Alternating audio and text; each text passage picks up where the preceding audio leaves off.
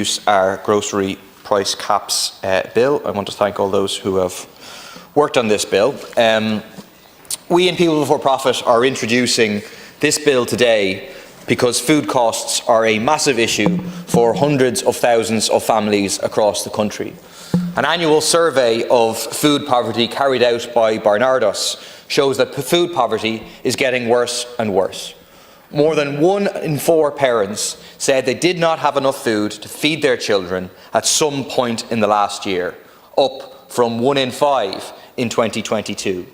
1 in 8 parents had used a food bank, up from 1 in 20 in 2022. Almost half said that they are always or sometimes worried about whether they'll have enough food for their family, up from 1 in 5 in 2022.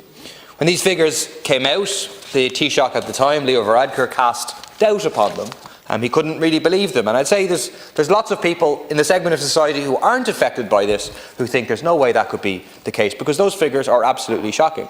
But the figures are true. They got worse year on year, and they're happening in one of the richest countries in the world. It's an absolute disgrace. One of the main reasons that food poverty has grown so much is a huge escalation in the cost of food. Food prices have risen by 20% in the last 3 years. And for all the headlines about inflation going down, that doesn't mean that prices are coming down. It just means that they're not rising as quickly as they were before. But prices are still going up. In some cases, the price of staple goods that Irish families rely on to feed their children are actually still rapidly rising. The latest CSO statistics show that the price of potatoes increased by 17% in the last year, while rice and frozen vegetables rose by close to 11%. This comes on top of earlier double-digit increases in the price of milk, of eggs, of butter, pasta and white sliced pan. The Child Poverty Monitor 2024, published by the Children's Rights Alliance on Monday, points out that food costs for a child between the ages of 0 and 2 increased by nearly 9% over a 6-month period in 2023.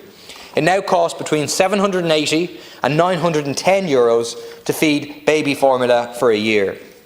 What is the government doing about this? Precisely nothing. This time last year, if you cast your mind back, the then Junior Minister for Enterprise, Neil Richmond, promised he was going to get tough with the supermarket bosses. He said, and I quote, "Profit margins in the sector were way above normal, and there was a big difference between profit and profiteering." We know from an analysis of central bank data by the economist Michael Taft that profit margins accounted for more than 60% of all price increases between 2020 and 2022.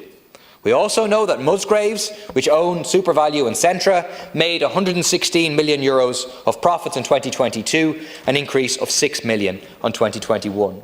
The CEO of Tesco, Ken Murphy, doubled his pay packet last year to £10 million, and Tesco's reported an 11% rise in their annual profits.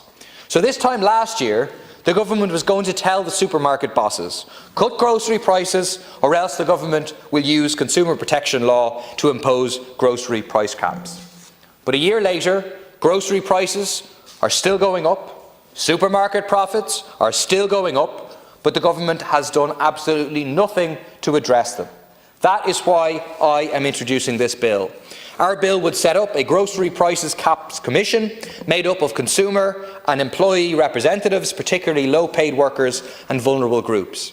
It would decide which basic foodstuffs should be subject to price caps and what those price caps should be, taking into account the importance of different foods in average diets, the increase in price of different foods for the past 3 years, and profits in relation to the foodstuff and in the grocery and food production sectors in general. Ensuring that people can afford to put food on the table and that children are not going to bed hungry is the absolute bare minimum that you should be able to expect of a government in one of the wealthiest countries in the world. This government is failing even that basic minimum standard. It's time to evict Fianna Fáil, Fine Gael, the Greens and the right-wing independents that prop them up, and elect a left government for the first time in the history of the state to implement measures precisely like this.